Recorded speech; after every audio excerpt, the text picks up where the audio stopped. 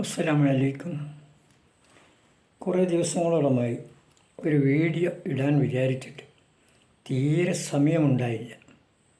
അപ്പോൾ ഓരോ ദിവസവും നാളെ ഇടാം മറ്റന്നാളിടാം എന്ന് വിചാരിക്കും. ഇപ്പോഴത്തിന് എന്തെങ്കിലും അത്യാവശ്യം വരും, അതുകൊണ്ട് സാധിച്ചില്ല. ഏതായാലും ചെറിയൊരു വീഡിയോ ഇടാൻ ഞാൻ ആഗ്രഹിക്കുകയാണ്. പിന്നെ എനിക്ക് പറയുവാനുള്ളത്, പലവരും എന്നെ വിളിക്കാറുണ്ട്. എന്നാൽ എന്താണോ ആവശ്യമുള്ളത് അത് കമൻസ് കാണിച്ചാൽ ഞാൻ അതിന് മറുപടി പറയുമല്ലോ.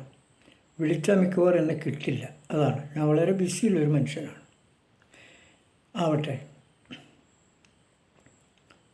ഇന്ന് നിങ്ങളോട് ഞാൻ പറയാൻ പോകുന്നത് ഒരു മഹാപണ്ഡിതനെ സംബന്ധിച്ചാണ്. പല പണ്ഡിതന്മാരെ സംബന്ധിച്ചും ഞാനിതിൽ പറഞ്ഞിട്ടുണ്ട്. ഷംസുൽ ഉലമയെ സംബന്ധിച്ചും, അതുപോലെ തന്നെ കോഴിക്കോട് നായിബ് ഖാദി അബ്ദുള്ള മുസ്ലിയാരെ സംബന്ധിച്ച്, കണ്യത്ത് ഉസ്താദിനെ സംബന്ധിച്ച്, പലവരെ സംബന്ധിച്ചു. അവരെല്ലാം ഏതാണ്ട് അടുത്ത കാലത്ത് മരണപ്പെട്ടു പോയവരാണ്. എന്നാൽ വളരെ കാലം മുമ്പ് മരണപ്പെട്ടു പോയ, അതായത് 1965 മരണപ്പെട്ടു പോയ ഒരു പണ്ഡിതനെ സംബന്ധിച്ചാണ് ഇന്ന് നിങ്ങളോട് ഞാൻ സംവദിക്കുന്നത്. അദ്ദേഹം പല കഴിവുള്ള വ്യക്തിയായിരുന്നു. പഴയകാല പണ്ഡിതന്മാരെ സംബന്ധിച്ച് നാം ശ്രദ്ധിച്ചാൽ അവർക്ക് പ്രത്യേകതയുണ്ട്. അധികവും അവർ നല്ല അഭ്യാസികളായിരിക്കും, പണ്ഡിതന്മാരാണ്. മാത്രമല്ല സത്യസന്ധന്മാരാണ്, ദീർഘദൃഷ്ടിയുള്ളവരാണ്, ഗായകന്മാരാണ്. മ്യൂസിക് ഉപയോഗിച്ച് പാടിയവരുണ്ട്, മ്യൂസിക് ഉപയോഗിക്കാതെ പാടിയവരുമുണ്ട്.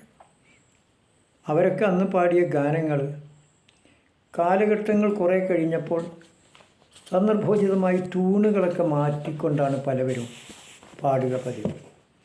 ഒരു ഉദാഹരണം പറയുകയാണെങ്കിൽ,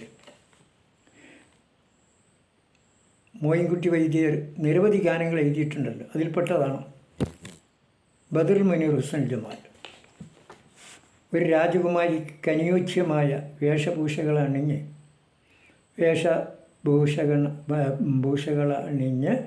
ഹുസ്നുൽ ജമാൽ സാവകാശം നടന്നു വരുന്നത് കവി വർണ്ണിച്ചത് ഇങ്ങനെയാണ്. ഈ ഗാനം എല്ലാവർക്കും അറിയാവുന്ന ഗാനമാണ്. ഞാനൊരു വലിയ ഗായകനൊന്നും അല്ലാത്തതുകൊണ്ട് രസമുണ്ടാവില്ല, എന്നാലും പല ട്യൂണിൽ പാടാറുണ്ട്. പൂമാകേളാനെ ഹുസ്നുൽ ജമാൽ പുന്നാരത്താളോ മീകന്തേ ബീവി ഹേമന്തങ്ങൾ മെത്തെ പണി ചിത്തിരം ആഭരണക്കോവ അണിന്തേ ബീവി കാമാന കാഴ്ചക്കാതിർപ്പമെന്താം കത്തും താഹത്തിൽ മരുങ്ങും ബീവി മരുതക തുകിലും ഞെറിഞ്ഞൊടുത്ത് മാണിക്യ കൈറണ്ടറിന്ത് വീശി. ഇങ്ങനെ പഴമക്കാർ പഴയ കാലത്തുള്ളവരൊക്കെ പാടുമായിരുന്നു. അന്ന് വേറെ ചിലവരിങ്ങനെ പൂമാകേളാനെ ഹുസൈനുൽ ജമാൽ പുന്നാരത്താളോ മികന്തേ ബീവി. ഞാൻ പല ട്യൂണുകളും. പഴയകാല പണ്ഡിതന്മാർ അവർക്കുള്ള കഴിവുകൾ വിജ്ഞാനത്തിൽ വലിയ കഴിവായിരിക്കും. പഠിക്കേണ്ടത് അവർ പഠിക്കും, മനസ്സിലാക്കേണ്ടത് മനസ്സിലാക്കും, മറ്റുള്ളവർക്ക് പറഞ്ഞു കൊടുക്കേണ്ടത് പറഞ്ഞു കൊടുക്കും. ആവശ്യമുള്ളതൊക്കെ നമ്മൾ കാണേണ്ടത് ചിലപ്പോൾ കാണില്ല. കവി പറഞ്ഞ പോലെ ഉൻ ആംഖോനെ ക്യാ ക്യാ തമന്നാ ന ദേഖാ ഹക്കീകത് മേ ജോ ദേഖിനാതാ ന ദേഖാ ന ഹിമ്മത്ത് ന കിസ്മത്ത് ന ദിൽ ഹേ ന ആംഗേ ന ढूंढा न पाया न समझा न देखा उन आँखों ने क्या क्या तमन्ना न देखा हकीकत में जो देखना था न देखा अबू अली हुवल മദ്ഉ മുഹമ്മദ് മൗലവിബിന് കുഞ്ഞ് അലിൽ മൻഷാബി പെരുമുഖമീ അബൂ അലിയൻ ഹുവൽ മദ്ഊമം മദ്മൗലബിബ്നി കുഞ്ഞി അലിൽ മൻഷാബി പെരുമുഖമീ وكان يسكن فيه أنيار من البلد قريب تكل في البنياه بالكرم. അതെ, ഞാനിന്ന് നിങ്ങളോട് പറയാൻ പോകുന്നത് 1965 ഈ ലോകത്തോട് വിടവാങ്ങിയ മഹാപണ്ഡിതനായ ദേശാഭിമാനിയായ അഭ്യാസിയായ നല്ല ചികിത്സാരിയായ ബ്രിട്ടീഷുകാരുടെ പേടി സ്വപ്നമായ സ്വാതന്ത്ര്യ സമര പോരാളിയായ പെരുമുഖത്തെ, ഫറൂഖിൻ്റെ അപ്പുറത്തെ പെരുമുഖത്ത് ജനിച്ചു വളർന്ന മുഹമ്മദ് കോയ മുസ്ലിയാർ, പിന്നീട് ഇരട്ടൻടാട് മുഹമ്മദ് മൊയ്ലിയാർ എന്നറിയപ്പെട്ടു. അദ്ദേഹം മണിയാരത്താണ് കല്യാണം കഴിച്ചതിന് ശേഷം താമസിച്ചത്. സ്മരണിക്കൊരു ധീരരെ അതിവേഗത്തിൽ ലോകം മറക്കൂമില്ല ഒരു കാലമേ. പെരുമുഖദേശം ജനിച്ചൂടൈ മതപഠനങ്ങൾ കാഴിച്ചൂടൈ. മതപഠനത്താൽ അവർ പലരും അറിയുകയായി. പെരുമുഖദേശം ജനിച്ചൂടൈ മതപഠനങ്ങൾ കാഴിച്ചൂടൈ. മതപഠനത്താൽ അവർ പലരും അറിയുകയായി. അപ്പോൾ യാ ഐനു മാലകില തൈറൈന മിന്നതമീ വമിൻ നിറാഖതിദം ഇൻഷായി ബിംബിദമീ. لو قيل كف عن الأخبار والجزع تبكينا. لو قيل كف عن الأحزان والجزع تبدين غما لا غم بلا سمم. قوم إذا سمعوا من ويله طرفا ظلوا كوضع عصا للفيل في القدم. ഒരു മഹാകവി ആയ പണ്ഡിതൻ അദ്ദേഹത്തെപ്പറ്റി അറബിയിൽ പാടിയതാണ് ഇപ്പം ഞാൻ പറഞ്ഞത്. അതിൻ്റെ മുമ്പ് പെരുമുഖദേശം ജനിച്ചൂടൈ മതപഠനങ്ങൾ കാഴിച്ചൂടൈ. മതപഠനത്താൽ അവർ പലരും അറിയുകയായി. ഇപ്പം എന്നോട് കുറേ മറന്നുപോയി, ഗാനം കുറേ ഉണ്ടായിരുന്നു. ഏതായാലും അദ്ദേഹം ജനിച്ചത് പെരുമുഖത്താണ്. പെരുമുഖം എന്ന് പറഞ്ഞാൽ ഫറൂഖിൻ്റെ കുറച്ചപ്പുറത്തുള്ള ഒരു സ്ഥലമാണ്. പിന്നീട് ധാരാളം പഠിക്കുകയും അദ്ദേഹം ചാല്യകത്ത് അഹമ്മദ് കോയ മുസ്ലിയാരുടെ ശിഷ്യനായിട്ട് വളരുകയും പിന്നീട് പല അഭ്യാസിയായി മാറുകയും വലിയ വയലനായിത്തീരുന്നു. വയലെന്ന് പറഞ്ഞാൽ സാരോപദേശം ചെയ്യുന്ന ആൾ, മതപരമായ ഉപദേശം ചെയ്യുന്ന ആളായി. അദ്ദേഹത്തെ സംബന്ധിച്ച് പറയുകയാണെങ്കിൽ നല്ല ആരോഗ്യ ദൃഢഗാത്രനാണ്, നല്ല ഹൈറ്റും വെയിറ്റുള്ള ആളാണ്, ശക്തനാണ്, ആരോഗ്യ ദൃഢഗാത്രനാണ്, വട്ടത്താടിയും കൊമ്പം മീശയുമാണ്. ആര് കണ്ടാലും ഭയപ്പെട്ടു പോകുന്ന ശരീരപ്രകൃതിയാണ് അദ്ദേഹത്തിനുണ്ടായിരുന്നത്. അദ്ദേഹം നല്ലൊരു യോദ്ധാവ് എന്ന് പറഞ്ഞാൽ സ്വാതന്ത്ര്യ സമര പോരാളിയായിരുന്നു. പഴയ കാലത്ത് ഉള്ള സ്ഥിതി അങ്ങനെയാണല്ലോ. സ്വാതന്ത്ര്യ സമര പോരാളികളായിട്ടാണ് പല പണ്ഡിതന്മാരെയും നമുക്ക് കാണാൻ കഴിയുന്നത്. ഇസ്ലാമിക ചരിത്രം തന്നെ എടുത്ത് പരിശോധന നടത്തിയാൽ മുസ്ലിങ്ങൾ എന്നാണ് ചില സ്ഥലത്ത് ഉപയോഗിച്ചിട്ടുള്ളത്. സാരസന്മാർ എന്നും ഇംഗ്ലീഷ് ചരിത്രങ്ങളിൽ കാണാൻ കഴിയുന്നുണ്ട് പല രൂപത്തിലും. ഏതായാലും ബ്രിട്ടീഷുകാരുമായിട്ട് ഏറ്റുമുട്ടിയ പല നേതാക്കന്മാരെ നമുക്ക് കാണാം. ചരിത്രം എടുത്തു നോക്കി നമുക്ക് കാണാം. ബ്രിട്ടീഷുകാരുമായി മാപ്പിളമാർ എന്ന് പറഞ്ഞാൽ മുസ്ലിം സമുദായത്തിൽപ്പെട്ട ഈ ഭാഗത്തിന് മാപ്പിളമാരെന്ന് പറയും. അത് മഹാപിള്ള അങ്ങനെ മാപ്പിള ആയിരുന്നു. പല അഭിപ്രായങ്ങളുണ്ട്. ബ്രിട്ടീഷുകാരുമായി മാപ്പിളമാർ നടത്ത തുറന്ന യുദ്ധങ്ങളുടെ ആകെയുള്ള എണ്ണ എത്രയാണെന്ന് ആർക്കും അറിയില്ല. അത്രക്കും യുദ്ധം നടത്തിയിട്ടുണ്ട്. ഏതായാലും 10-30 ഒന്നും അല്ല ആ യുദ്ധം നടത്തിയിട്ടുള്ളത്. ബ്രിട്ടീഷ് ഭരണാധികാരികൾ അതെല്ലാം രേഖപ്പെടുത്തി വെച്ചിട്ടുണ്ട്. അവയിൽ ഏറ്റവും ഒടുവിലത്തേതാണ് 1921. അത് സൂര്യനസ്തമിക്കാത്ത ബ്രിട്ടീഷ് സാമ്രാജ്യത്തിൻ്റെ കണ്ണ് തുറപ്പിക്കുക തന്നെ ചെയ്തു. 5 മാസക്കാലം മാപ്പിള നാട് പരിപൂർണമായി തന്നെ മാപ്പിളന്മാരുടെ ഭരണത്തിലായി. ബ്രിട്ടീഷുകാരുടെ ഒരു ശിപായി പോലും അന്ന് അവിടങ്ങളിൽ കാണപ്പെട്ടില്ല. ഈ ദുസ്ഥിതി ബ്രിട്ടീഷ് പാർലമെൻറ്റിൽ ചർച്ചാ വിഷയമായി. എന്നിട്ട് മാപ്പിള ലഹളയെന്നും മറ്റും പേര് നൽകി ആ സ്വാതന്ത്ര്യ സമരത്തെ ഇടിച്ച് താഴ്ത്തി കാണിക്കാൻ അവർ എല്ലാ അടവുകളും പ്രയോഗിച്ചു. അതാണ് ഞാൻ പല വീഡിയോയിലും പറയാറുണ്ട്. നമ്മളൊരു ബ്രിട്ടീഷുകാർ എഴുതിയ ഇംഗ്ലീഷ് ചരിത്രം മാത്രം നോക്കിയാൽ പോരാ.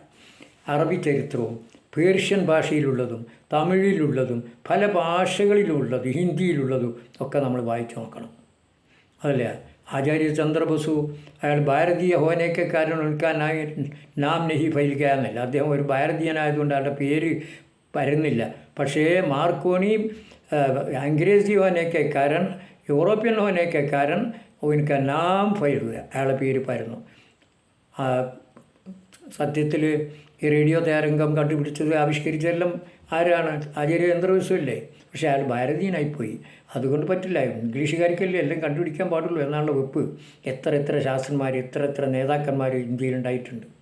അപ്പം അവർ പോലും ഇവിടുത്തെ യോദ്ധാക്കളായിട്ട് ഇവിടുത്തെ ഇന്ത്യക്കാർ ബ്രിട്ടീഷുകാർക്ക് എതിരിൽ പ്രവർത്തിച്ചപ്പോൾ, അത് മാപ്പിള സമുദായമാണ് കൂടുതലായി പ്രവർത്തിച്ചത്, അവർ അത്ഭുതപ്പെട്ടു പോയി. 1857 ഒന്നാമത്തെ ഇന്ത്യൻ സ്വാതന്ത്ര്യ സമരത്തിന് ശിപായിലകൾ എന്ന് പേര് നൽകി ലഘൂകരിക്കപ്പെട്ട തന്ത്രജ്ഞരാണല്ലോ അവർ. വാസ്തവത്തിൽ അടിമത്തം സഹിക്കാൻ കഴിയാത്ത മാപ്പിളമാരുടെ ആ പോരാട്ടത്തിന് പ്രേരണ നൽകിയത് ഇന്ത്യൻ രാഷ്ട്രീയ നേതാക്കന്മാർ തന്നെയായിരുന്നു. 1919 ഏപ്രിൽ 13 ഹിന്ദു, മുസ്ലിം, സിഖ് സമുദായങ്ങളിൽപ്പെട്ട 2000-ഓളം നിരപരാധികളെ ജാലിയാർ വാല ബാഗിൽ വെച്ച് ധിക്കാരികളായ ബ്രിട്ടീഷ് ഭരണാധികാരികൾ 5-10 നിമിഷങ്ങൾക്കുള്ളിൽ വെടിവെച്ച് കൊന്നുകളഞ്ഞു. അവിടുത്തെ സ്മാരക സ്തംഭത്തിന്മേൽ ഇത് കൊത്തിപ്പതിപ്പിച്ചത് കാണാം. മരണവെപ്രാളത്തിൽ ഓടുമ്പോൾ ബാഗിലുണ്ടായിരുന്ന കിണറ്റിൽ വീണിട്ടാണ് 160 പേർ മരിച്ചത്. ആ ദാരുണ സംഭവം ഇന്ത്യയുടെ മനസ്സാക്ഷിയെ ഞെട്ടിച്ച് കളഞ്ഞു എന്ന് ചരിത്രത്തിൽ കാണുന്നു. ജനതാഗമാനം രോഷാകുലരായി ഗാന്ധിജി, മൗലാന മുഹമ്മദ് അലി മുതലായവർ ഇത് ചൂണ്ടിക്കാട്ടി ജനങ്ങളെ സമര മുന്നണിയിൽ അണിനിരത്താൻ തുടങ്ങി. 1920 കേരള പ്രദേശ് കോൺഗ്രസ് കമ്മിറ്റിയുടെ ആഭിമുഖ്യത്തിൽ രാഷ്ട്രീയ സമ്മേളനവും അതോടനുബന്ധിച്ച് മജ്ലിസുലമ സമ്മേളനവും ഒറ്റപ്പാലത്ത് നടന്നു. ബ്രിട്ടീഷുകാരുടെ അഴിമതികളും ജാലിയൻ വാലാബാഗും എല്ലാം അവിടെ നടന്ന ഉജ്ജ്വല പ്രസംഗങ്ങളെ വിഷയങ്ങളായിരുന്നു. ബ്രിട്ടീഷുകാരെ 24 മണിക്കൂറിനുള്ളിൽ നമുക്ക് കെട്ടിക്കണമെന്നും മറ്റുമായിരുന്നു അന്നത്തെ പ്രസംഗം. ഈ ചർക്കയുടെ നൂലിന്മേൽ ബ്രിട്ടീഷുകാരെ ഞാൻ കുടുക്കിയിടുമെന്നാണ് നാടുനീളെ നടന്ന ഗാന്ധിജി ഉത്ബോധിപ്പിച്ചു കൊണ്ടിരുന്ന കാലം. മറ്റൊരു മഹാസംഭവം കൂടി ഉണ്ടായിരുന്നു, ഖിലാഫത്ത് പ്രശ്നം. ഒന്നാം ലോക മഹായുദ്ധത്തിൽ ബ്രിട്ടീഷുകാർ ഇസ്ലാമിക ഖിലാഫത്ത് നശിപ്പിച്ചതിൽ ഏറ്റവും അധികം വേദന പൂണ്ടത് ഇന്ത്യൻ മുസ്ലിങ്ങളാണ്. ഖിലാഫത്ത് പുനഃസ്ഥാപിക്കാൻ ഇന്ത്യയിലാകമാനം ഒരു ഖിലാഫത്ത് പ്രസ്ഥാനം തന്നെ അവർ സംഘടിപ്പിച്ച് കോൺഗ്രസും ഗാന്ധിജിയും അതിൽ പൂർണ്ണ സഹകരണം വാഗ്ദാനം ചെയ്തു. അല്ല, 1919 ഡൽഹിയിൽ ഒന്നാമത്തെ ഖിലാഫത്ത് കോൺഫറൻസ് സമ്മേളിച്ചപ്പോൾ ചെയർമാനായി എടുത്തത് തന്നെ ഗാന്ധിജിയെയാണ്.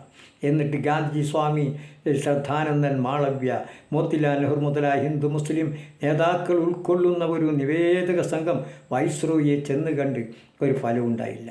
അനന്തരം അവരുടെ തന്നെ ഒരു നിവേദക സംഘം ഇംഗ്ലണ്ടിലേക്ക് പോയി നിവേദനം നടത്തി. അവസാന നിരാശരായപ്പോൾ 1920 മാർച്ച് 19 രാഷ്ട്രമാകെ ഒരു ശോകദിനമായി ആചരിക്കാൻ അവർ ആഹ്വാനം നൽകി. മാത്രമല്ല 1920 ജൂൺ 14 മഹാത്മാഗാന്ധിയും ഷൗക്കത്ത് അലിയും കോഴിക്കോട് വരികയും ജനങ്ങളെ ആവേശഭരിതരാക്കുകയും ചെയ്തു. അങ്ങനെ എത്ര ചരിത്രങ്ങളുണ്ട്. അപ്പം ഞാൻ പറഞ്ഞില്ലേ, ഈ പെരുമുഖത്ത് നാട്ടുകാരനായ മുഹമ്മദ് കോയ മുസ്ലിയാർ, അദ്ദേഹത്തെപ്പറ്റി പലവരും ബൈത്ത് എഴുതിയിട്ടുണ്ട്. അയാൾ ഒരു മകനെ എഴുതിയത് ഒരു കിതാബിൻ്റെ മുകളിൽ ഞാൻ വായിച്ചു. മാലിക്കു ഹാദ ഇസ്മുഹു അലിയോ ഇബ്നു മുഹമ്മദ് കോയാണിയാരിയോ എന്ന് എഴുതിയിട്ടുണ്ട്. അങ്ങനെ പലവരും അദ്ദേഹത്തെപ്പറ്റി പലതും എഴുതിയിട്ടുണ്ട്. അദ്ദേഹത്തിൻ്റെ പ്രസംഗ വൈഭവത്തെ സംബന്ധിച്ച് കവി വർണ്ണിച്ച ഇങ്ങനെയാണ്: ഖൗമുൻ ഇദാ സമിഉ മിൻ വഅലിഹി തറഫാ ളല്ലൂ കവളഇ അസാ ലിൽഫീലി ഫിൽ ഖദമി. ഖൗമുൻ ഇദാ സമിഉ മിൻ വഅലിഹി തറഫ, അദ്ദേഹത്തിൻ്റെ പ്രസംഗത്തിൽ നിന്ന് അല്പമെങ്കിലും ഒരു കൂട്ടർ കേട്ടാൽ ളല്ലൂ കവളഇ അസാ ലിൽഫീലി ഫിൽ ഖദമി, ആനയുടെ തെല്ലുക്ക വലിയ ആസാലിൽ ഫീലി, ആനൻ്റെ കാലുമ്മൽ വടിവെച്ചതുപോലെ നിന്നു പോകുന്ന എന്ന് പറഞ്ഞാൽ കേട്ട് തരിച്ചിരുന്നു പോകും. അത്രയും നല്ല പ്രസംഗമായിരുന്നു. ഏതുവരെ ഇലൈഹി ഷാഹിസത്തൻ അബ്സാറുഹും സകതു ഖൈറാ ബിബാരിഖത്തിൽ ഇൻദാരി ബിൽ ഹികമി. എല്ലാവരും നിശബ്ദരായി ആ പ്രസംഗിക്കുന്ന അദ്ദേഹത്തിൻ്റെ മുഖത്തേക്ക് നോക്കിക്കൊണ്ടിരിക്കും. കമിൻ വലിയൻ ഗദൗ മിൻ നസ്ഇഹി ശറഫാ വമിൻ ജാലതിഹിം സാറൂദൽ ഫഹ്മി. എത്ര വഴി പിഴച്ച ആളുകളാണ് അദ്ദേഹത്തിൻ്റെ ഉപദേശം കൊണ്ട് നന്നായി ശ്രേഷ്ഠവാന്മാരായിട്ടുള്ളത്. അത്രയ്ക്കും വലിയ മഹാനായിരുന്നു ഈ പിൽക്കാലത്ത് ഇരട്ടൻ്റാട് അഹമ്മദ് മുസ്ലിയാർ എന്നറിയപ്പെടുന്ന അദ്ദേഹം. പെരുമത്തായിരുന്നു അയാളുടെ യഥാർത്ഥ നാട്. അദ്ദേഹത്തിന് പല തരത്തിലുള്ള സവിശേഷതകളുമുണ്ട്. അദ്ദേഹത്തിൻ്റെ പേര് കവി പറയുന്നുണ്ട്: അബു അലിയൻ ഹുവൽ മദ്ഉ മുഹമ്മദ് മൗഹു ലവിബിനി കുഞ്ഞ് അലിൽ മൻഷാബി പെരുമുഖമീ. അബു അലിയൻ ആൾ അലിയുടെ ഉപ്പയാണ്. കാരണം പെരിങ്ങത്തൂർ അലി മൗലവി എന്ന് പറഞ്ഞിട്ട് അദ്ദേഹത്തിൻ്റെ മകനുണ്ടായിരുന്നു, പ്രാസംഗികനും പണ്ഡിതനും ഒക്കെ ആയിരുന്നു. അബു അലിയൻ ഹുവൽ മദ്ഉ മുഹമ്മദ് മൗഹു ലവിബിനി കുഞ്ഞ് അലിൽ മൻഷാബി പെരുമുഖമീ. അദ്ദേഹം അലിയുടെ ഉപ്പയാണ്, മാത്രമല്ല കുഞ്ഞാലിയുടെ മകനുമാണ്. അങ്ങനെ കുറേ ആ കാലഘട്ടങ്ങളിലൊക്കെ ഈ കുഞ്ഞാലി എന്ന് ധാരാളം പേരിടും. എനിക്ക് തോന്നുന്നു അത് വരാനുള്ള കാരണം പോർച്ചുഗീസുകാരുമായിട്ട് പോരാടിയ കുഞ്ഞാലി മരക്കാറിൻ്റെ ഓർമ്മക്കായിട്ടായിരിക്കും ഇവരെല്ലാം. അപ്പോൾ ഇദ്ദേഹത്തെ സംബന്ധിച്ച് പറയുകയാണെങ്കിൽ ഇദ്ദേഹത്തിന് സ്വാതന്ത്ര്യ സമരമായിട്ടുള്ള ബന്ധം ഞാൻ പറയാം. ആ കാലഘട്ടം അദ്ദേഹത്തിൻ്റെ ഭാര്യ പറയാറുണ്ട്, ഫാത്തിമ എന്നാണ് ഭാര്യയുടെ പേര്. ആ കാലഘട്ടം എന്ന് പറഞ്ഞാൽ പട്ടാളക്കാർ പെട്ടെന്നിങ്ങനെ വരും, ആകെ ലഹളയുള്ള ആ കാലഘട്ടം. ഒരിക്കൽ എല്ലാവരും ഓടി കൂവക്കാട്ടിൽ ഒളിച്ചു. ഈ കൂവ എന്ന് പറയുന്ന സാധനമുണ്ടല്ലോ, ആ ചെടികളുടെ ഇടയിൽ പോയി ഒന്നായിട്ട് ജനങ്ങൾ ഒളിച്ചു, എല്ലാവരും ഒളിച്ചു. കാണുന്നവരൊക്കെ അന്ന് വെടിവെക്കുമായിരുന്നു. ബ്രിട്ടീഷുകാർക്കെതിരിൽ സന്ധിയില്ലാ സമരം പ്രഖ്യാപിച്ച് ധീരമായിട്ട് 24 മണിക്കൂർ കൊണ്ട് അവർ പോകണമെന്നൊക്കെ പറഞ്ഞ ഇന്ത്യക്കാരല്ലേ. അങ്ങനെ കൂവക്കാട്ടിൽ ഒളിച്ചെന്ന് പറയുന്നത്. അങ്ങനെ ആ കൂട്ടത്തിലൊരു സഫീഹുണ്ട്. സഫീഹ് എന്ന് പറഞ്ഞാൽ ഒരു വിഡീനെ പോലത്തെ ഒന്നും അറിഞ്ഞുകൂടാത്തൊരു പാവപ്പെട്ട ആൾ. അയാളും ഓടി ഒളിച്ചു. കുറേ നേരം കഴിഞ്ഞ് പട്ടാളക്കാർക്ക് മനസ്സിലാകുന്നില്ല ഇവർ എവിടെയാണ് ഒളിച്ചതെന്ന് മനസ്സിലാക്കാൻ കഴിയുന്നില്ല. അന്ന് പലതും ജനങ്ങൾക്ക് മനസ്സിലാക്കാൻ കഴിയില്ല. പിന്നെ 1 കൂട്ടണം, 2 കൂട്ടണം, 3 കീക്കണം, 4 എന്നൊക്കെ കണ്ട് സംസാരിക്കുക. അക്കക്കൂട്ട് എന്ന് പറഞ്ഞൊരു ഭാഷ ഉണ്ടാക്കിയിരുന്നു അന്ന്. ഈ അക്കങ്ങൾ ഓരോ അക്കത്തിനും ഓരോ അക്ഷരമായിരുന്നു. അപ്പം പറയുന്നത് മനസ്സിലാകും, തമ്മിൽ അറിയും. ബ്രിട്ടീഷുകാർ മേപ്പെട്ട് നോക്കും, അവർക്കൊന്നും മനസ്സിലാവില്ല, തിരിഞ്ഞോ. അങ്ങനെയുള്ള സ്വഭാവമായിരുന്നു അക്കങ്ങൾ കൊണ്ടുണ്ടാക്കിയത്. അതാണ് അക്കക്കൂട്ട് ഭാഷ എന്ന്. അങ്ങനെ പലതും ബ്രിട്ടീഷുകാരെ വെള്ളം കുടിപ്പിച്ച തന്ത്രങ്ങൾ പലതും. മാത്രമല്ല അന്ന് പല സംഗതികളും എഴുതിയിരുന്നത് അറബി മലയാളത്തിലാണ്. അപ്പം ഭാഷ മലയാളമാണ്, അതിൻ്റെ ലിപി അറബിയും, അതിൽ അറബി മലയാളമാണ്. അപ്പോൾ മലയാളത്തിലെ ചില അക്ഷരം അറബി ഭാഷയിലില്ലല്ലോ. അപ്പോൾ അതിന് ബ എന്നതിന് 2 പുള്ളിയും കൂട്ടി പ എന്നുള്ളതാക്കി മാറ്റും. അതുപോലെ ജ എന്നുള്ളതിൻ്റെ താഴത്ത് 3 പുള്ളിയാക്കി മാറ്റിയിട്ട് ച എന്നാക്കും. മുകളിലൊരു അങ്ങനെ പല രൂപത്തിൽ അക്ഷരങ്ങൾ ഭേദപ്പെടുത്തിയിരുന്നു. അപ്പോൾ ചുരുക്കത്തിൽ ആ കാലഘട്ടത്തിൽ തന്ത്രങ്ങളൊന്നും അവർക്ക് പിടിക്കാൻ കഴിഞ്ഞില്ല. പിന്നെ വെടിവെച്ച് കൊല്ലാൻ ബ്രിട്ടീഷുകാർക്കെതിൽ പ്രവർത്തിക്കുന്നവരെ മുഴുവൻ തന്നെ വെടിവെച്ച് കൊല്ലാൻ അവർ തീരുമാനിച്ചു. അങ്ങനെയാണ് ജാലിയാബാഗിലൊക്കെ ഒരുപാട് ആൾ വെടിവെച്ച് കൊല്ലുകയും ആ തോട്ടത്തിലുള്ള ഓടുന്നതിനിടയിൽ തോട്ടത്തിൽ ഉള്ള ആ കിണറ്റിൽ എത്രയോ ആളുകൾ മരിച്ചു വീണു. പിന്നെ ബ്രിട്ടീഷുകാർ എപ്പോഴും ഇവിടെയുള്ള സമുദായങ്ങൾ തമ്മിൽ ഒറ്റക്കെട്ടാകാതിരിക്കാൻ വേണ്ടി ഭിന്നിപ്പിണ്ടാക്കാൻ വേണ്ടിയിട്ട് ധാരാളം ചരിത്രങ്ങൾ എഴുതിയിട്ടുണ്ട്. അപ്പോൾ എവിടെയൊക്കെയാണ് ബ്രിട്ടീഷുകാർ ഭിന്നിപ്പുണ്ടാക്കാൻ, മുസ്ലിങ്ങളുടെയും അതുപോലെ തന്നെ ഹിന്ദുക്കളുടെയും മറ്റു മതക്കാരുടെയും ഭിന്നിപ്പുണ്ടാക്കി അവർ തമ്മിൽ അടികൂടാൻ വേണ്ടിയിട്ട് ചെയ്ത പരിപാടികൾ ധാരാളം അവരുടെ ചരിത്രം എടുത്തു നോക്കി നമുക്ക് മനസ്സിലാക്കാൻ കഴിയും. അപ്പോൾ അവരുടെ ചരിത്രവും നമ്മൾ വായിക്കണം. അത് നമ്മൾ എഴുതിയ ഹിന്ദിയിലും ഉറുദുവിലും ഇംഗ്ലീഷിലും മറ്റും ഇന്ത്യക്കാർ എഴുതിയ ചരിത്രം വായിക്കണം. പ്രത്യേകിച്ച് പേർഷ്യൻ ഭാഷയിൽ എഴുതിയ ചരിത്രം വായിക്കണം. അപ്പോഴാണ് അതിൻ്റെയൊക്കെ യാഥാർത്ഥ്യം നമ്മൾക്ക് മനസ്സിലാക്കാൻ കഴിയുള്ളൂ. അങ്ങനെ കൂവക്കാട്ടിൽ ഒളിച്ച് കുറേ നേരം അവർ വെടി കുന്തവുമായിട്ട്, അതായത് തോക്കും പിടിച്ച് 4 ഭാഗത്തും നോക്കി. അങ്ങനെ നോക്കുമ്പോൾ ഒന്നും കാണുന്നില്ല. അപ്പോൾ ഒരു ഒരു സാധുവായ ഒരു സഫീഹായ ഒരു വ്യക്തി ഉറക്കെ വിളിച്ച് ചോദിച്ചു, പിന്നെ കുഞ്ഞാതു പട്ടാളം പോയോ? ഞാൻ ഓർക്കുകയാണ്. മുഹമ്മദ് മുസ്ലിയാരുടെ വൈഫ് പറഞ്ഞിട്ടുണ്ട്.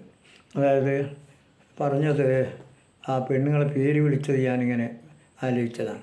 കുഞ്ഞാതുമല്ല, അവരുടെ പേര് അതെ ഉമ്മാദിയ പട്ടാളം പോയോ എന്ന് കൂവക്കാട്ടിൽ നിന്ന് ചോദിച്ചപ്പോൾ പെട്ടെന്ന് പട്ടാളക്കാരൻ ആ ശബ്ദം വന്ന നേരെ ഒരൊറ്റ വെട്ടി. അങ്ങനെ പടഞ്ഞ് ആ പാവപ്പെട്ട ആ വ്യക്തി മരിച്ചു പോയി. അങ്ങനെ പലവരെയും കൊല്ലുന്ന പരിപാടിയാണ്. ചിലവരെ തെരഞ്ഞു പിടിക്കുമായിരുന്നു. അങ്ങനെ നിൽക്കുമ്പോഴാണ് ഞാൻ നേരത്തെ പറഞ്ഞ മുഹമ്മദ് മുസ്ലിയാരുടെ വീട്ടിലേക്ക് ഒരു അമുസ്ലിം സുഹൃത്ത് വന്നു, ഒരു ഹിന്ദു സുഹൃത്ത്. എന്നിട്ട് പറഞ്ഞു, ബ്രിട്ടീഷുകാർ ചില ആളുകളെയൊക്കെ പിടിച്ച് അറസ്റ്റ് ചെയ്യാനും പിടിച്ച് കൊല്ലാനൊക്കെ തീരുമാനം എടുത്തിട്ടുണ്ട്. അതിൽ നമ്പർ 1 നിങ്ങളാണ്.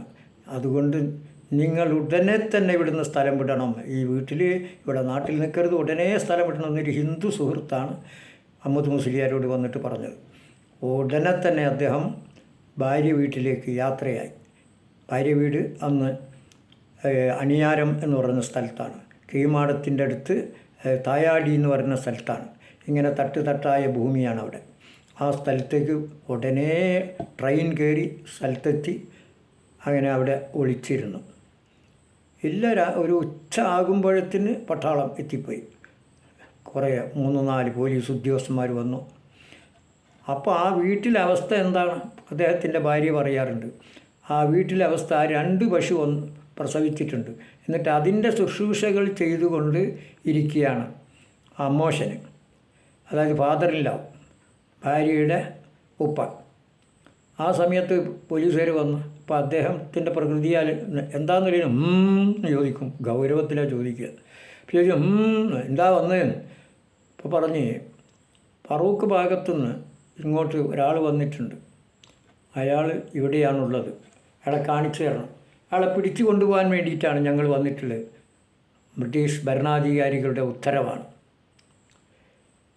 അപ്പോൾ പറഞ്ഞു, ഇവിടെ അങ്ങനെ ഒരാളില്ലല്ലോ എന്ന് പറഞ്ഞു. അങ്ങനെ ഇവിടെ ഒരാളില്ലല്ലോ, ഏത് ഫറൂഖിന്ന് ആര് വന്നു എന്നൊക്കെ പറഞ്ഞു. പറഞ്ഞു അതൊന്നും ഇപ്പോൾ പറയണ്ട, ഞങ്ങൾക്ക് ഒന്നും ചെയ്യില്ല, അയാളോട് ചില വർത്തമാനം ചോദിക്കുക ചെയ്യുക, ചില സംഗതികൾ ചോദിക്കാനുണ്ട് അദ്ദേഹത്തോട്, അത്രമാത്രം, അല്ലാതെ വേറെ ഒന്നും ചെയ്യാനൊന്നുമല്ല എന്ന് പറഞ്ഞു. അപ്പം ഇവർ നേരെ മുകളിൽ കാട് പോലത്തെ സ്ഥലത്ത് തട്ടായിട്ടുള്ള ഭൂമീൻ്റെ ഉള്ളിൽ അവിടെ ഇവിടെ ഒളിപ്പിച്ചതാണ്. ഒരു വസ്തു ഞങ്ങൾ ചെയ്യില്ല, അദ്ദേഹത്തെ യാതൊന്നും ചെയ്യില്ല, ഞങ്ങൾ ചില ചോദ്യം ചോദിക്കാനുണ്ട്, അതിനാണ്. അങ്ങനെ വല്ലാതെ പറഞ്ഞപ്പോൾ അത് നേരാണെന്ന് വിചാരിച്ചു. കാരണം ബ്രിട്ടീഷുകാർ അവർ ഭരണാധികാരികളല്ലേ, അവരുടെ കാര്യം റെഡിയാൻ വേണ്ടിയിട്ട് കളവുമൊക്കെ പറയുമല്ലോ. അങ്ങനെ പോയിട്ട് അദ്ദേഹത്തിനെ കൊണ്ടുവരിക. അപ്പോൾ അദ്ദേഹം കുളിക്കാൻ വേണ്ടി റെഡിയാകുകയായിരുന്നു. അപ്പോൾ ഒരു തോർത്തുമുണ്ടെന്തോ കൊടുത്തിട്ട്, അപ്പോൾ ഇങ്ങനെ അയാൾ വന്നപ്പോൾ പോലീസ് ഉദ്യോഗസ്ഥന്മാർ ഇദ്ദേഹത്തെ കണ്ടപ്പോൾ ഞെട്ടിപ്പോയി. നല്ല ഹൈറ്റും വെയിറ്റുള്ളൊരു മനുഷ്യൻ, പട്ടത്താടിയും കൊമ്പം മീശയും കണ്ടാൽ പേടിയാവും, ഉദരം ചുവന്ന പോലത്തെ കണ്ണു. നേരെ വന്നു, കണ്ട ഉടനെ തന്നെ പറഞ്ഞു, എന്നാൽ നമ്മൾക്ക് പോകണമെന്ന് പറഞ്ഞു. പോകാൻ നേരെ റെഡി ആയിക്കോളൂ എന്ന് പറഞ്ഞു. അല്ലാതെ എന്തെങ്കിലും ചോദിക്കുകയൊന്നുമല്ല ചെയ്യുന്നത്, വേഗം റെഡി ആയിക്കോളും. അപ്പോൾ അവിടെ ആ വീടും പരിസരവും ജനനിബിഡമായി മാറി. എത്രയോ ജനങ്ങൾ അവിടെ ഒരുമിച്ച് കൂടി. എങ്ങനെ ഇദ്ദേഹത്തെ രക്ഷപ്പെടുത്തും? ഇവരെ അടുത്തെല്ലാം തോക്ക് കയ്യിലുണ്ട്. അങ്ങനെ വേഗം നിങ്ങൾ കുളിച്ച് റെഡി ആയിക്കോളൂ, വേഗം പോവുക, എല്ലാവരും രക്ഷയില്ല, ഞങ്ങൾ പിടിച്ചു കൊണ്ടുപോകാൻ വേണ്ടിയിട്ട് വന്നതാണ്. എല്ലാവരും കരയാൻ തുടങ്ങി.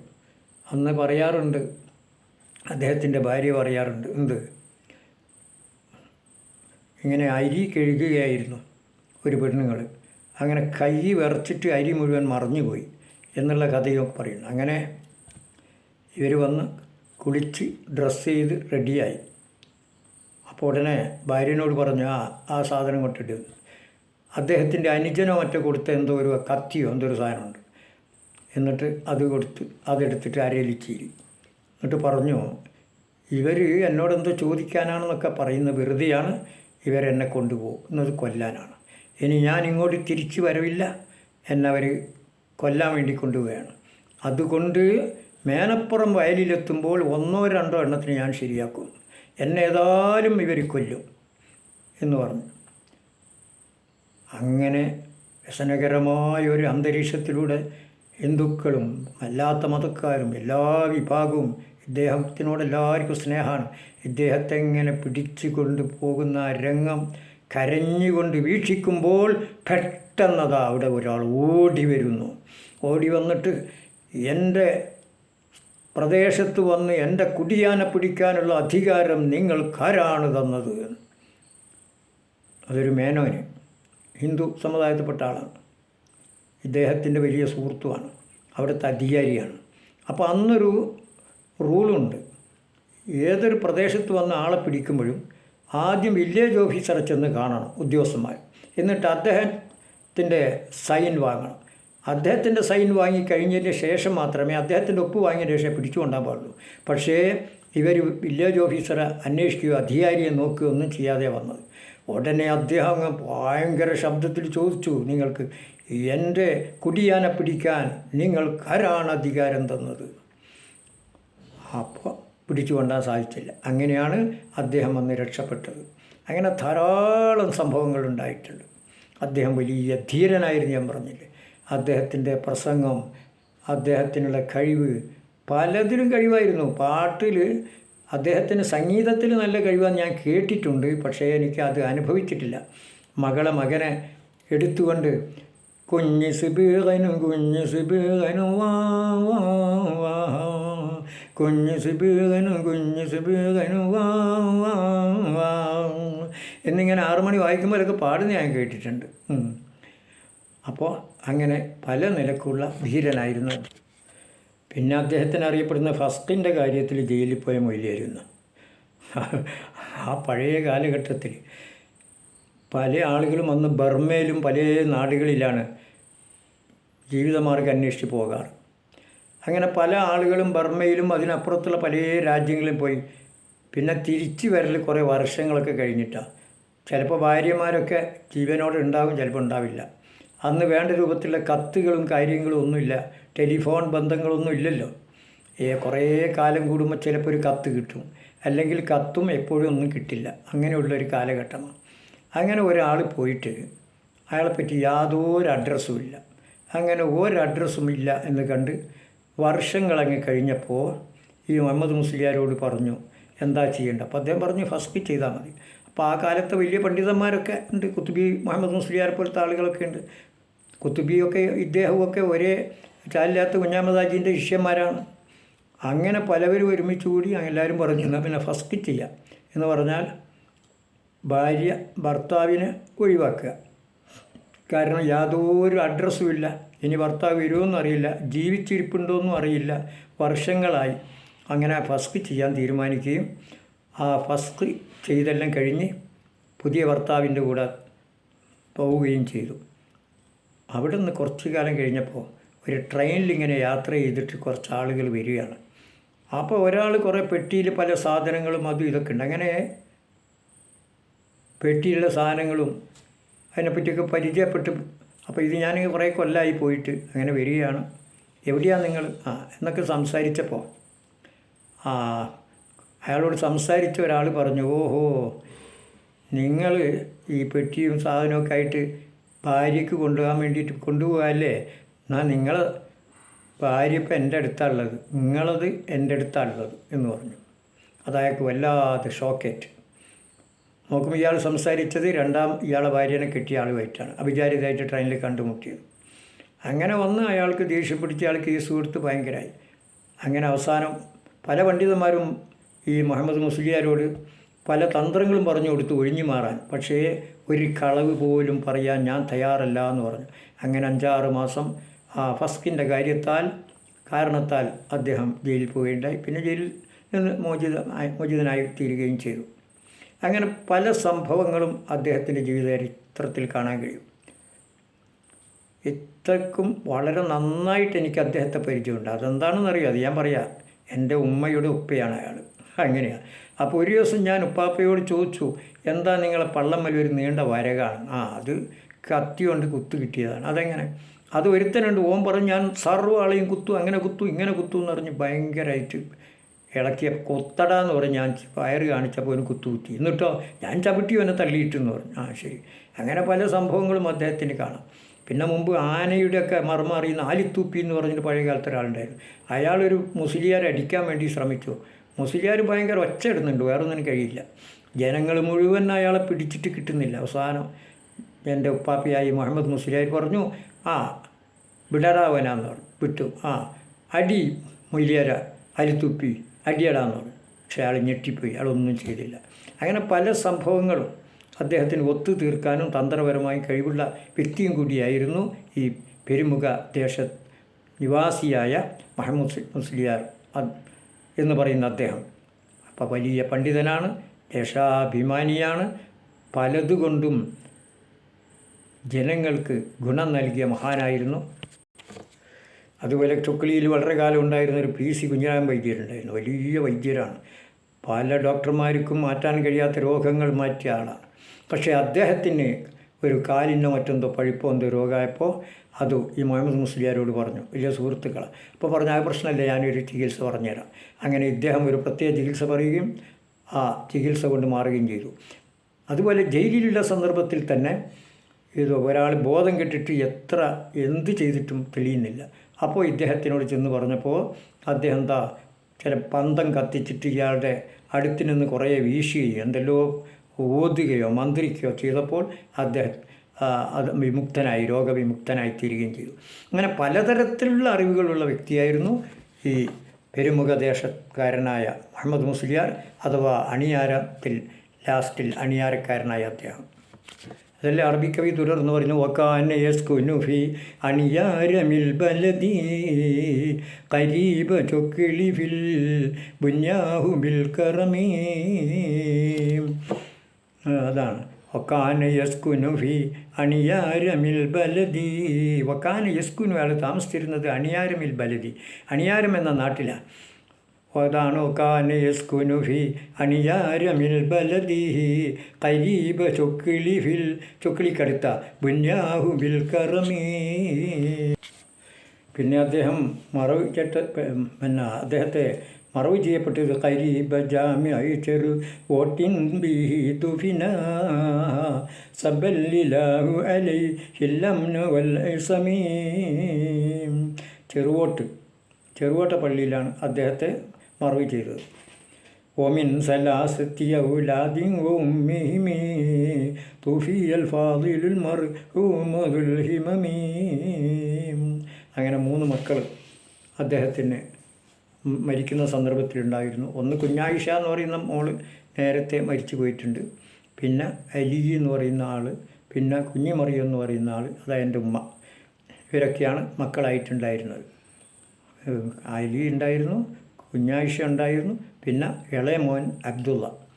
ഇപ്പോൾ എല്ലാവരും മരണപ്പെട്ടു പോയി. എൻ്റെ ഉമ്മ മരിച്ചത് ഹജ്ജിന് പോയപ്പോൾ മക്കത്ത് വെച്ചാണ്, മഅല്ലയിലാണ് മറവ് ചെയ്തത്. ജീവിതകാലം തന്നെ എപ്പോഴും അവിടെ നിന്ന് മരിക്കണമെന്ന് ദ്വാരക്കലായിരുന്നു പരിപാടി. അതുപോലെ തന്നെ അവിടെ എത്തിയപ്പോൾ ഹാർട്ട് ഫെയിലായി മരണപ്പെട്ടു പോയതാണ്. അള്ളാഹു അവരുടെയൊക്കെ ഖബർ വിശാലത ചെയ്ത് കൊടുക്കുമാറാകട്ടെ. പിന്നെ വലിയ മതഭക്തനായിരുന്നു അദ്ദേഹം. അത് കഴിഞ്ഞു പോയ പണ്ഡിതന്മാരൊക്കെ വലിയ മതഭക്തിയുള്ള ആളുകളായിരുന്നു. മൗലാന മുഹമ്മദ് അലിനെ പറ്റി അറിയാത്ത ആരെങ്കിലും ഉണ്ടോ? അദ്ദേഹം വലിയ ദേശാഭിമാനിയായിരുന്നു, സ്വാതന്ത്ര്യ സമര പോരാളിയായിരുന്നു. പക്ഷേ സ്വാതന്ത്ര്യം കിട്ടുന്ന മുന്നേ മരണപ്പെട്ടു പോയി. പട്ടമേശ സമ്മേളനത്തിന് പോയപ്പോൾ അവിടെ മണിക്കൂറുകളോളം പ്രസംഗിക്കുകയും ഒന്നുകിൽ മുഹമ്മദ് അലിക്കൊരു ഖബർ, അല്ലെങ്കിൽ ഇന്ത്യക്ക് സ്വാതന്ത്ര്യം, അല്ലെങ്കിൽ മുഹമ്മദ് അലിക്കൊരു ഖബർ എന്ന് പറഞ്ഞാണ് പ്രസംഗം അവസാനിപ്പിച്ചത്. അവിടെ വെച്ചുകൊണ്ടാണ് അദ്ദേഹം മരണപ്പെട്ടത്. ഹാർട്ട് ഫെയിലാണെന്ന് പറയപ്പെടുന്നു. അദ്ദേഹം പാടാറുണ്ടായിരുന്നു, തുജേ തസ്കീന ദിൽ പായ തുജേ യാറാം ജാം പായ നഹാം ഭീ ഹേ തോ ക്യാ തുജിക്കോ ജഹാൻ ढूंढा വഹാം പായ തുജേ തസ്കീന ദിൽ പായ തുജേ യാറാം ജാം പായ. സർവ്വലോക രക്ഷിതാവായ അല്ലാഹുവേ, തുജേ തെസ്കീനെ ദിൽപ്പായ, നല്ല സമാധാന ഹൃദയമാണ് പടച്ചോനെ നിന്നെ എത്തിക്കുക. അതാണ് തുജേ തെസ്കീന ദിൽപ്പായ തുജേ യാറാം ജാം പായ നഹാം ഭീ ഹേ തോ ക്യാ തുജിക്കോ ജഹാൻ ढूंढा വഹാം പായ. അള്ളാഹുവെ, ഞാൻ ഇന്നെവിടെ നോക്കുന്നു അവിടെയൊക്കെ അള്ളാഹുവെ നിന്നെയാണ് ഞാൻ കാണാൻ കഴിയുന്നത് എന്നുള്ളൊരു വലിയ തസവുഫിൻ്റെ അങ്ങേയറ്റം എത്തിയ ഒരു വലിയ മഹാനായിരുന്നില്ല അദ്ദേഹം. അതേപോലെ തന്നെയായിരുന്നു ഈ മുഹമ്മദ് മുസ്ലിയാരുടെ അവസ്ഥയും. എപ്പോഴും ഇബാദത്തായിട്ടും അതുപോലെ ജനങ്ങൾക്ക് ദീനിൻ്റെ കാര്യം പറഞ്ഞു കൊടുക്കലായിരുന്നു. അവസാനം ഒരു വീട്ടിൽ പോയി മൗലൂദെല്ലാം കഴിഞ്ഞ് വന്ന് അവിടെയും പല ചരിത്രങ്ങളെപ്പറ്റിയും റസൂലുള്ളാഹിനെപ്പറ്റി ചോദിച്ചപ്പം അവിടെ പല സംഭവങ്ങളും ചരിത്രങ്ങളും യുദ്ധങ്ങളും കാര്യങ്ങളും ഒക്കെ വിവരിച്ചു കൊടുക്കുകയും അവസാനം വീട്ടിലെത്തി സംസാരിച്ചു കൊണ്ടിരിക്കുകയാണ്. അതിൻ്റെ ഇടയിലാണ് അദ്ദേഹം മരണപ്പെട്ടു പോയി. അദ്ദേഹത്തിൻ്റെ ഖബർ അള്ളാഹു സ്വർഗത്തോപ്പാക്കി കൊടുക്കുമാറാട്ടെ. അതാണ് അബൂ അലിയിൻ ഹുവൽ മദ്ഉ മുഹമ്മദ് മൗലവിബ്നു കുഞ്ഞി അലിൽ മൻഷാബി ബിർമുഖമീ. ഒരിക്കൽ അദ്ദേഹത്തോട് ഞാൻ ചോദിച്ചു, ഞാനന്ന് ചെറുതാണ്, ഞാൻ ചോദിച്ചു, എന്താ നിങ്ങളെ കുടുംബക്കാരെയൊക്കെ കുഞ്ഞാലി കുഞ്ഞാലി കുഞ്ഞാലി എന്ന് കാണുന്നതാണ്? കാരണം ഉമ്മയൊക്കെ പറയാറുണ്ട്, പെരുമുഖത്തിൻ്റെ ഒരു കുഞ്ഞാലി, അത് വെളുത്ത കുഞ്ഞാലി, പിന്നെ വള്ളിക്കുന്നിൽ ഒരു കുഞ്ഞാലിയുണ്ട്, അത് വമ്പൻ കുഞ്ഞാലി, പിന്നെ അതുപോലെ കോഴിക്കോട്ടൊരു കുഞ്ഞാലിയുണ്ട്, അത് കറുത്ത കുഞ്ഞാലി, അങ്ങനെ കുറേ കുഞ്ഞാലിമാർ. കക്കോയിലുണ്ട് ഒരു കുഞ്ഞാലി ആജി. ഇതൊക്കെ എന്താ ഇങ്ങനെ കുറേ കുഞ്ഞാലികൾ? അപ്പോൾ ഉപ്പാപ്പ എന്നോട് പറഞ്ഞു, അതായത് മുഹമ്മദ് മുസ്ലിയാർ പറഞ്ഞു എന്നോട്, അതെൻ്റെ ഉപ്പാൻ്റെ പേര് പിന്നെ കുഞ്ഞാലി എന്നാണ്. അതാണ് പദ്യത്തിലൂടെ കവി പറഞ്ഞത്. അബൂ അലിയൻ, അലിൻ്റെ ഉപ്പയാണ്. അബൂ അലിയൻ ഹുവൽ മദ്ഉ മുഹമ്മദ് മൗലവിബ്നു കുഞ്ഞി അലിൽ മൻഷാബി ബിർമുഖമീ وكان يسكن فيه أنيار من البلد قريب شكل في البنياه بالكرم.